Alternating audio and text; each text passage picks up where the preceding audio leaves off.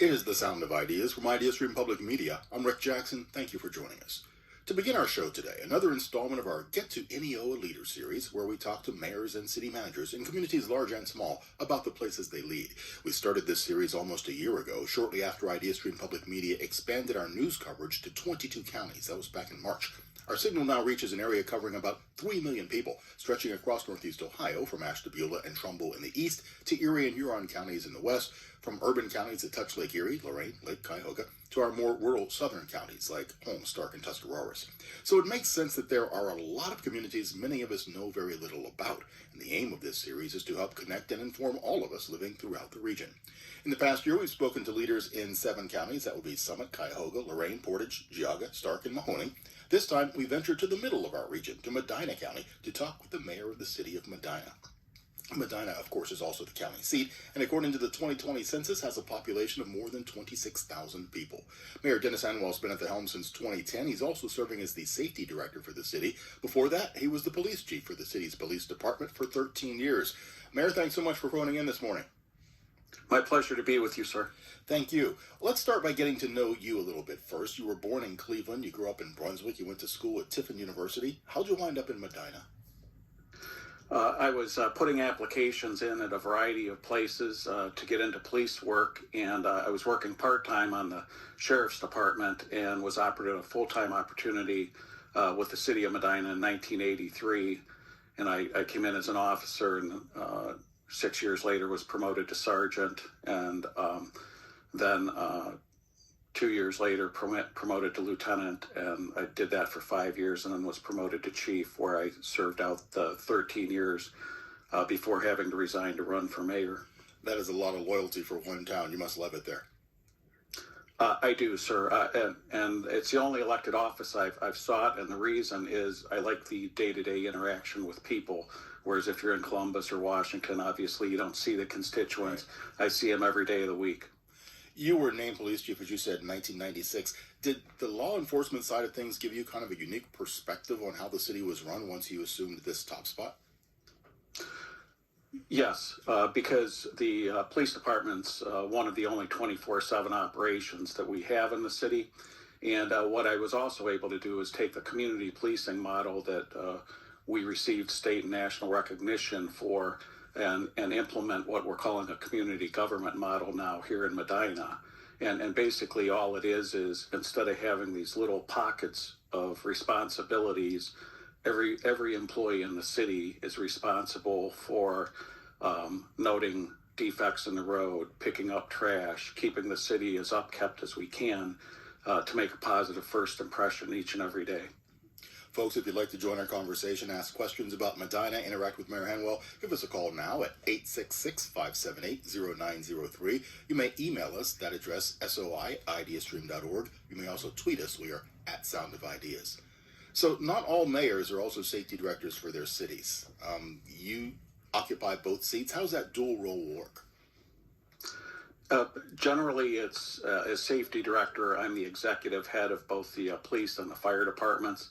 And what that means is I have the oversight in the hiring, ultimate decision-making in hiring, and I also administer the oaths of office for both of those divisions. But the day-to-day operations, as it should be, are with the respective chiefs, carrying out the mission with some oversight or interaction with me.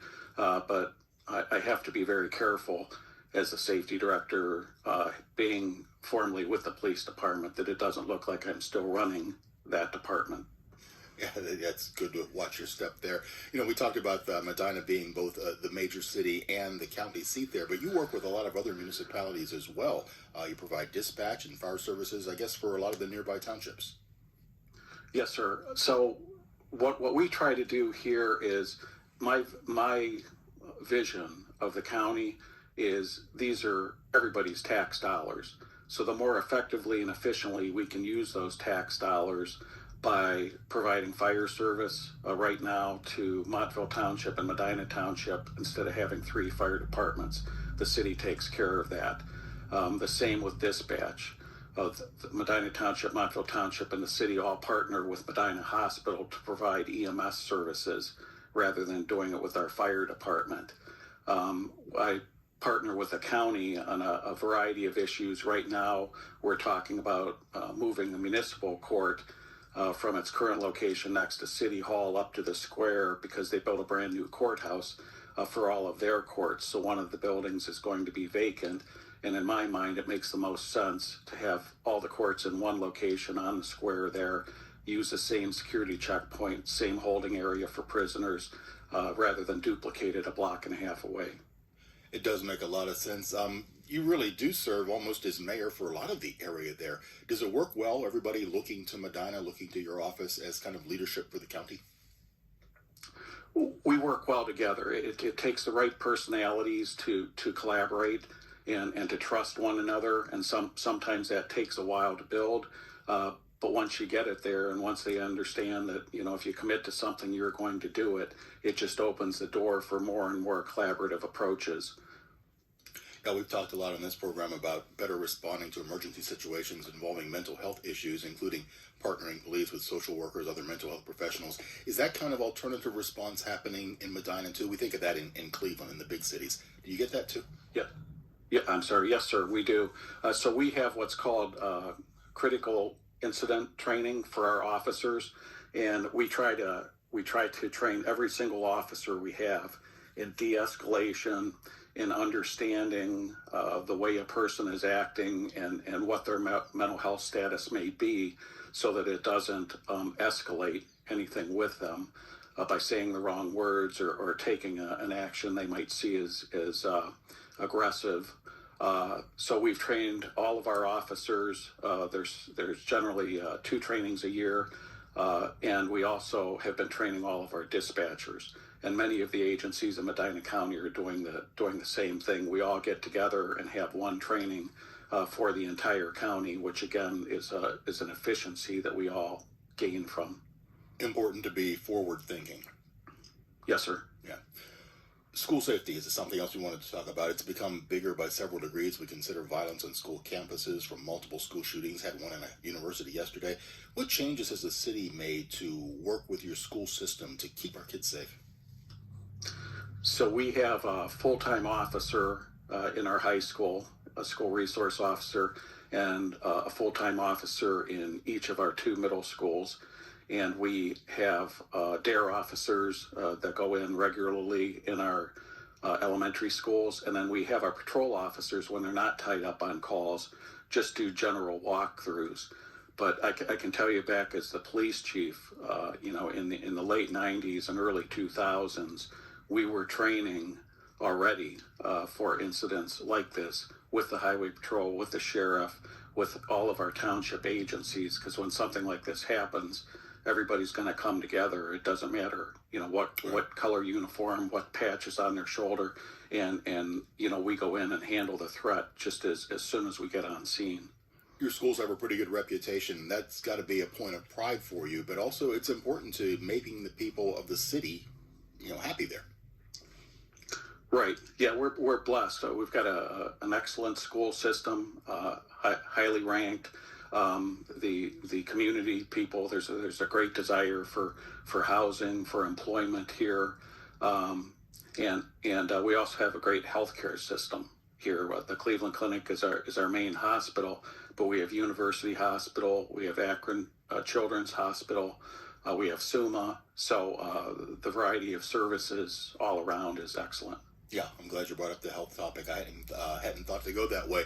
Getting back to the schools, though, I know that there's been a lot of discussion recently on redistricting. Give us a little intel. What's going on with that process? And there's pros and cons. Well, yes, sir. So they're trying to solve the overcrowding.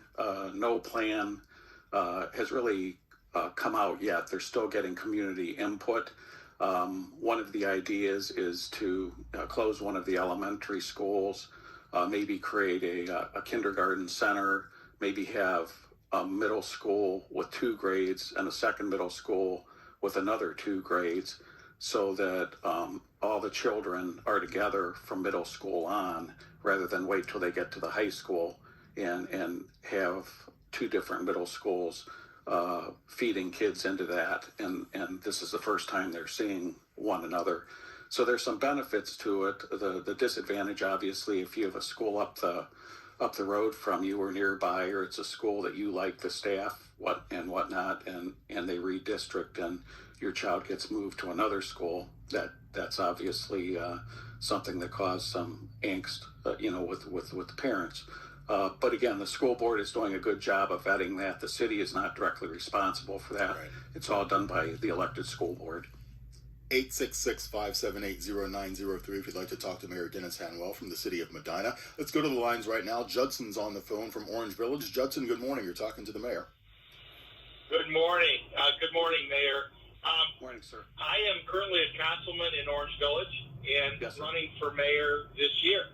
In that process, I've been reaching out to other mayors across the region to ask questions of them that may help me identify what's important and what I need to do to be the mayor. And Yes, in that regard, I wanted to ask you two questions.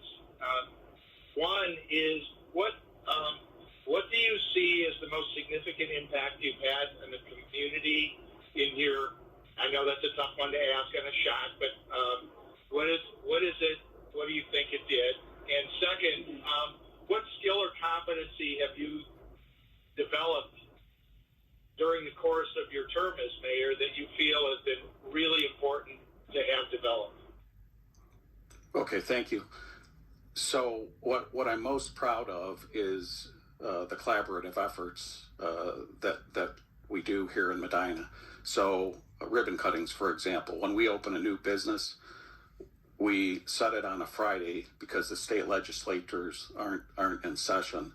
So we can have state legislators appear, either federal representatives or their liaisons, county officials, city officials, Chamber of Commerce, Main Street Medina, and we show up as a group, which is really a good promotion for the business. But again, it speaks to the collaboration. There's many places where the chamber, the city, and either a main street or a downtown program, people don't talk to one another. That's one of the best things we've done, is build all those bridges to where everybody is working in the same direction. As far as skills, a lot of the skills transferred, fortunately for me, having been in leadership roles in the police department and dealing with people when they're not having their best days. But the other thing I noticed when I came into the office was, each time on the police side, if we promoted somebody first the officer gets basic training, sergeant gets then mid-level training, administration for lieutenants and chief, while our department heads, that was lacking. Nobody went to any training. So I brought training in as far as leadership and proper documentation and counseling and mentoring and coaching and all of that. And as a result of that, we've got a great team working hard day in and day out, and they really work as a team. It's not individual. Judson, thank you for the call. Mayor, you mentioned Main Street Medina right there, and I know even people who live far from you possibly have heard of Main Street Medina. I got to say, you have Yes. one of the prettiest town squares anywhere in the region. That's got to be something that the city takes pride in, and I know that MSM also does historic restoration. You work well together. Yes, sir. And that was important to me when I took over as mayor. I met with the executive director, who is now hired as the executive director of Heritage Ohio, which oversees all the main streets in the state. And they're using Medina as the example.